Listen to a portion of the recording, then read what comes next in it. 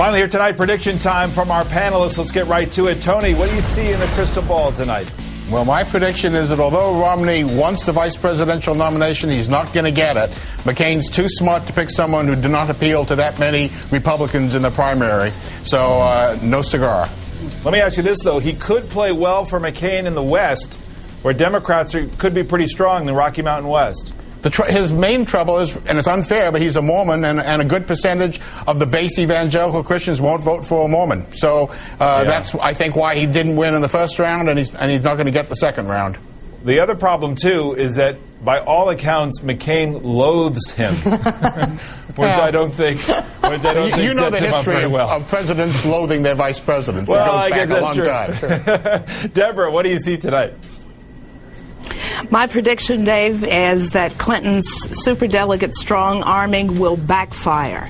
As we all know, we saw with Governor Bill Richardson just this past weekend, some of the backlash that he's been portrayed as a Judas and as a traitor and all of those things because he exercised what is his free will to do.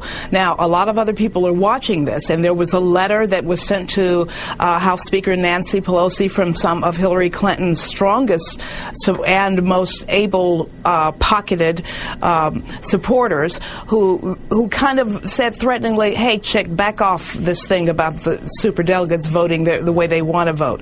And I think that, you know, even those who are most sophisticated about this process, who fully understand that that's the game, even they cannot transcend their humanity. And no human being likes to be bullied or bribed or otherwise manhandled about something that they have, as their right to do. But it also comes down to a simple political calculation that a lot of these elected officials are going to want to respond to how their districts or states voted. Well, some will. Some will take that route. Others are going to say, I'm voting my conscience. I'm voting as a representative, as the person that my constituents sent here to exercise my better judgment, that kind of thing. And others will vote based on what's in it for them. All right, Linda, what do you see tonight? So my prediction is that McCain has a freebie week coming up.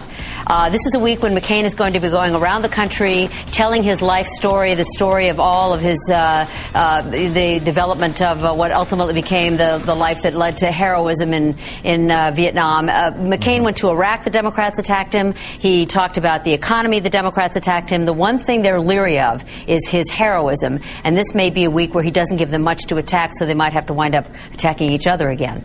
All right, Rachel, prediction tonight. He may not get a freebie week if McCain, as I expect and I predict, starts to get some flack for ending his first general election campaign ad by saying the American president Americans have been waiting for. I think he may get some flack for implying that his opponents are less than American. We'll have to see. All right, thanks to a great panel.